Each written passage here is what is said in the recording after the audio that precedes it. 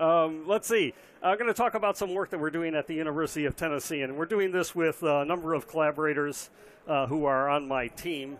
Their names are listed here. I'm not going to have time really to go through and give credit to all the people that I should. Okay, so what are we doing? MAGMA is a project to take some of the software that has been developed, I'll say in the last century, and move it forward to the architectures that we have today. And we're looking at dense matrix problems. So we're looking at dense linear systems of equations as well as eigenvalue problems, and taking that software and putting it on machines that have hybrid architectures. So we're looking at putting it on systems that have multiple GPUs. We're looking at trying to organize the computation so it can be effectively or efficiently done on a large number of processors. And we also have the notion of going to, of course, distributed memory systems. And we're starting to do some work with sparse matrices as well on these accelerators. Okay, so just to begin, this is the top 5. This is the top 10 list, if you will. So these are the 10 fastest machines. The way to read this, this is the machine number 1. It's at a center in Guangzhou, China. It's based on Intel processors plus Intel coprocessors. It has 3 million cores. I still have a hard time with that. 3 million cores on this machine. And if you're going to use it at full scale, use the whole machine, and get very efficient things, you need 4 threads of execution on that. So you'd have to manage 12 million threads of execution. It achieved 34 petaflops. It ran at 62% of the theoretical peak performance for the architecture, and it used about 17, 18 megawatts of power. Right, so power is a big deal today. 1 megawatt year in the US is $1 million. So that machine, just to turn it on, is about $18 million a year for power to go into that machine. So power is, really a crisis for our systems today. And this is a measure of the efficiency. So it's about 2 gigaflops per watt is the way to read that. And we can scan down the list. There's a few notable things. The first thing is lots of cores in the top 10 machines. These machines are intended for doing large-scale scientific problems, right? And it's anticipated that one application will run on that machine. They want to solve the most challenging problems. You're not going to run thousands of applications. You're going to run one application to devote the whole machine to doing that one application. And so power is a big deal on these systems. The smallest one is 1.5 megawatts of power. And the other thing we noticed that they're using accelerators. Accelerators from NVIDIA are being used on these machines, and also from Intel are being used. So 5 of the top 10 machines use accelerators today. If we take a look at the accelerator picture and how it's evolved over time, this is looking at just that scenario. So here, starting in 2006, going to today, this is a picture of how many machines use hybrid architectures. So we see that NVIDIA has the largest share of those machines. Roughly 50 of the machines on the list use NVIDIA. So 10% of the list is basically using NVIDIA processors. And then there's about 12 machines, maybe 11 machines or so using Intel Xeon, not 11, probably closer to 20 machines using Intel Xeon Phi processors to accelerate the performance. And a couple of machines are using AMD's ATI accelerator in that way. And that's a trend that we're going to see continuing into the future. I'm sure that we'll see more and more of these machines. So more than 10% using NVIDIA products. Please. Why is there a dip? Yeah, why is there a dip? I have no idea. So, right. So there were a number of machines that were small machines that were using accelerators early on, and as the list progresses every year, the top and bottom list goes up. The requirements to get on the list goes up, and machines are whacked off, and new machines go on the list. And what we have seen is the replacement rate has been going down for the top 500 list. That's sort of an interesting facet. If you came to the BOF yesterday, there was some discussion about that. And that's caused this dip, and then it has accelerated. That has increased. The number of accelerators has been increasing in recent time, right? And bigger machines. So yeah, that's an interesting fact. Why is that down in that time period? Okay, so what are we doing? We would like to develop software. Hope that doesn't fall. We'd like to develop software for dense linear algebra. This is a historic graph showing you where we've been. So when I started my career, I started with the development of that package, LinPack. LinPack is a package of linear algebra software for solving dense matrix problems. And it was based on vector operations. It was based on doing vector operations. The first vector machines were just coming out at that time, and we wanted this package to be very efficient on those machines. So that was designed around the level 1 BLAS. We only had one level at that time. In the 80s, it was recognized that that design for software was not going to be very efficient. Designing for vector operations on a cache-based machine gave terrible performance. So you had to do more blocked operations. You had to be able to use matrix quantities, matrix operations. And that's what LAPACK is about. It blocks things and it tries to effectively use cache. And LAPACK was a replacement then for the LinPack library. That was a 10-year window. And in the next 10 years, distributed memory machines came out. We had message passing. MPI was created. And we took that LAPACK software and redesigned it to work on those distributed memory machines. And that was the next generation. Another 10 years went by with that software. Today, that software does not run very efficiently on a multi-core hybrid system. It can work, it works fine, it gets you very good answers, it's very state-of-the-art algorithms in there, but the software doesn't run very efficiently. So we're redesigning that software. We're redesigning it to look at multi-core and, of course, distributed systems. That's Plasma.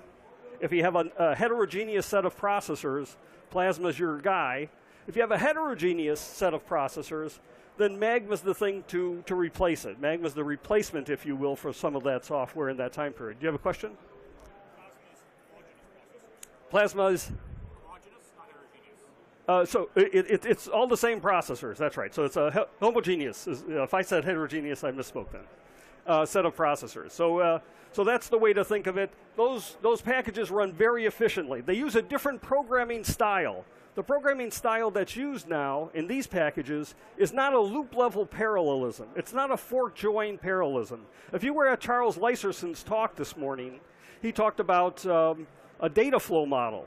These algorithms use data flow. They use a data flow model to effectively try to use all the processors. There's a directed acyclic graph that's built, and that DAG is then executed on the underlying hardware. That's what's going on in Plasma, and that's what we're putting into the next version of MAGMA. Okay, so what is MAGMA? So matrix operations on GPUs is the way to think of it. It's a replacement, if you will, for those packages. It's available today. You can go and download the software and build it on your machine. The version that we have today is built on top of CUDA, of course, and it effectively uses the GPUs that are available to your system.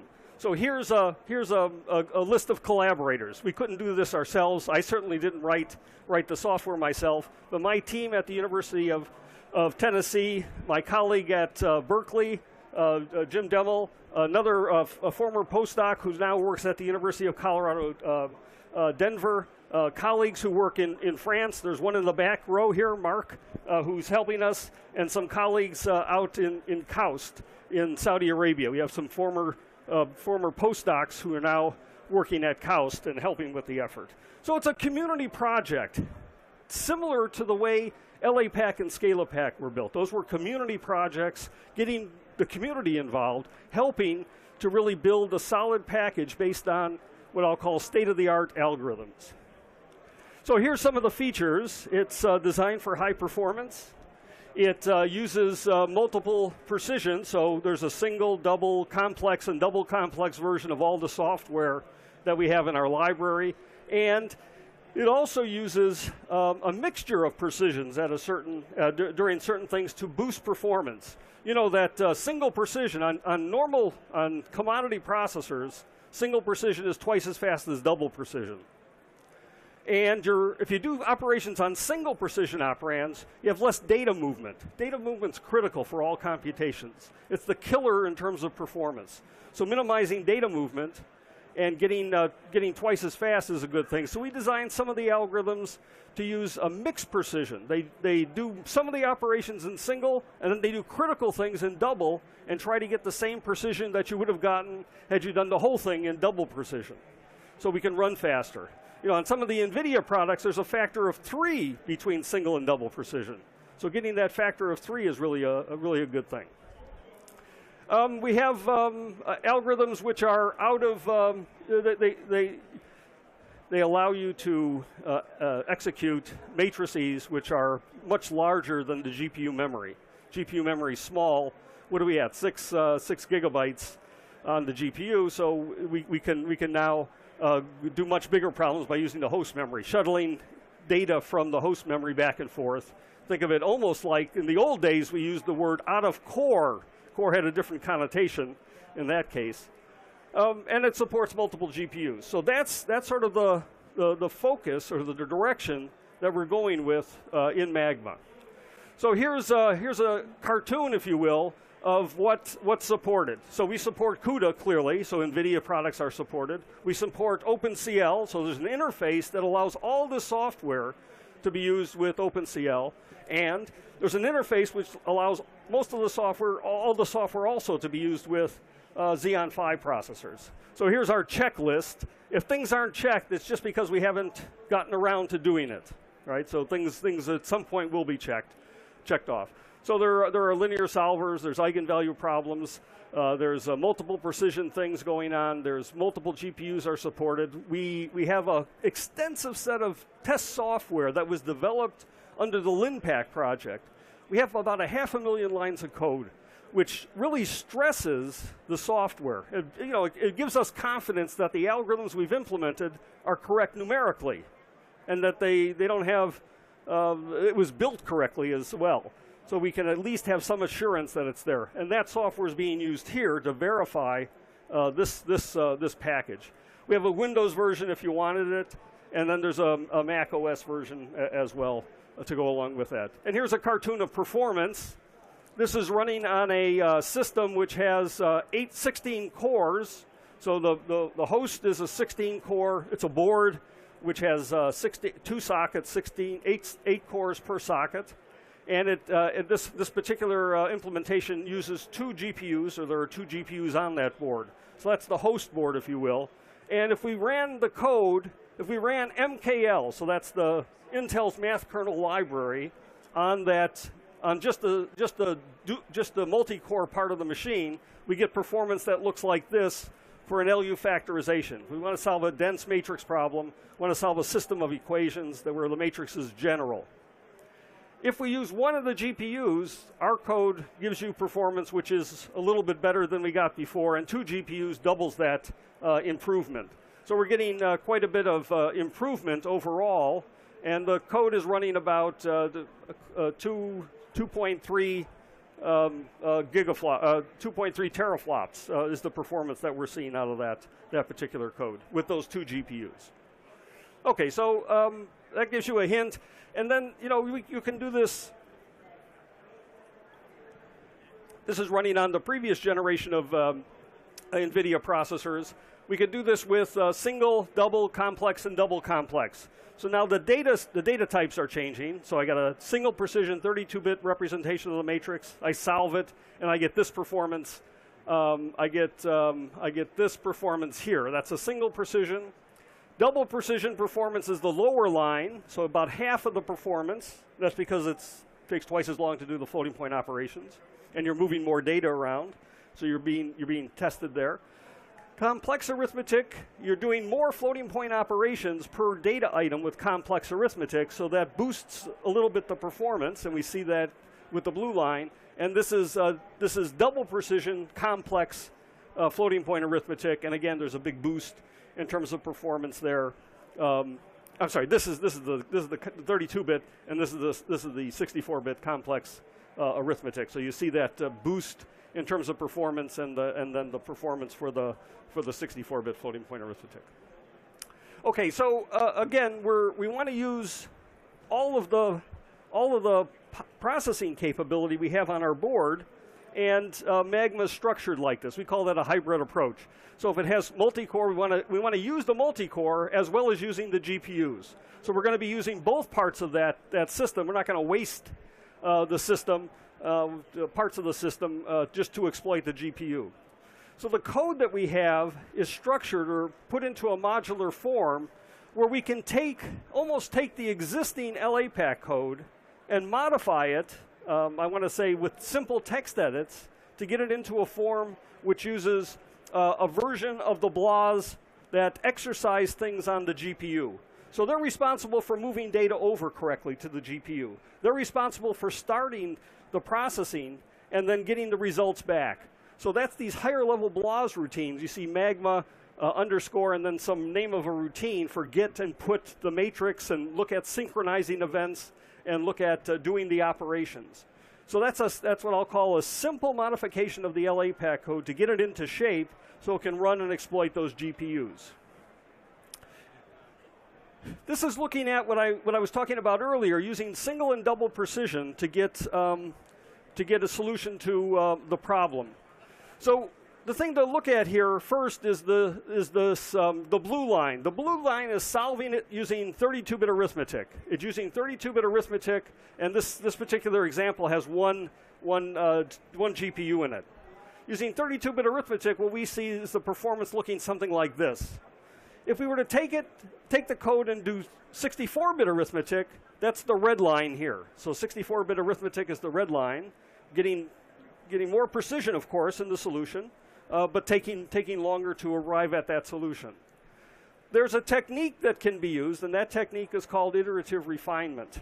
The iterative refinement says you're going to factor the matrix in 32-bit arithmetic and then do a procedure which tries to refine the solution using extended precision at critical parts.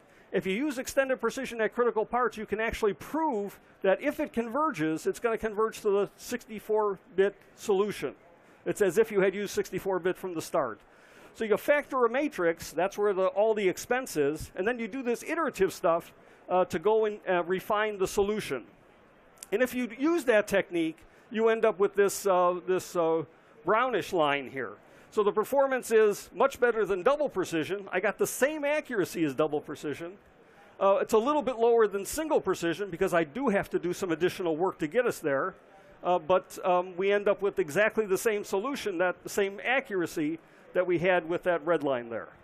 So it's a much better story. So we're advocating, we have software in our library which effectively does that. Okay, so there's multiple GPU support that can effectively use multiple GPUs, and we end up with performance that looks something like this. The green lines here are for going from 1, 2, and 3 GPUs. These are older versions of the GPU. This is a Kepler implementation just on one GPU. So you can see the improvements that have been made with NVIDIA with the newer versions of the hardware. There's software in the package for dealing with eigenvalue problems. I'm not going to have time to go into the details, but there's some very good performance. This is the performance of the old version of the software.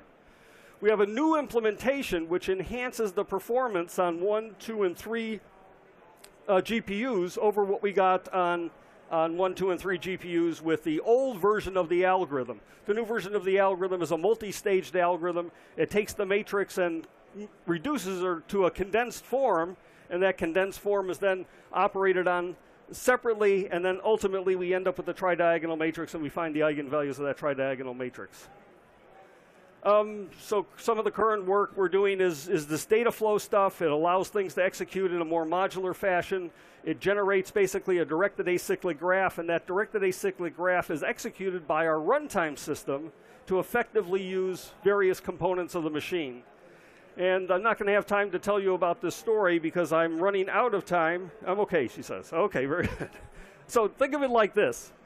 the code that we have generates a DAG, and that DAG is a directed acyclic graph has nodes in it, and those are the operations that we're going to do. Those are the tasks. And think of those tasks as being operations on a block of the matrix. Think of those tasks like matrix multiply, or taking a matrix vector operation on a part of the matrix. And the arcs here are dependencies from one node to another node. Think of those as inputs and outputs that get generated. The runtime system executes that DAG and tries to exploit as much parallelism as possible, right? And when you do that, you end up, this is on a 48-core system. If we look at this graph and look at the coloration that's here, the 48-core system is effectively using this kind of work. This is putting 3 routines together. It factors a matrix, it computes the inverse of a factor, and then it multiplies that inverse times itself. And that's what the computation looks like for those three phases. Working with DAGs, you can actually put together the work so that we don't have to do 3 separate DAGs. We can merge those DAGs. The merged DAG looks like this. It allows for much more parallelism, and we end up with a much more efficient operation. So that's the motivation for expressing things as a data flow model and having a runtime system that can manage a whole group of tasks, not just from one routine, but from many routines. And when we do that, we end up with a pretty nice story in terms of the performance that we see from our software on that set of machines, going up to six GPUs in our configuration. So with that, I think I'm going to have to stop. This work is again, joint work. The software is available. You can go and download the software. We get some funding from the National Science Foundation, from the Department of Defense, from the Department of Energy, as well as NVIDIA, and also our partners over at the MathWorks. So thank you very much for your attention. I'd be happy to answer any questions that you might have.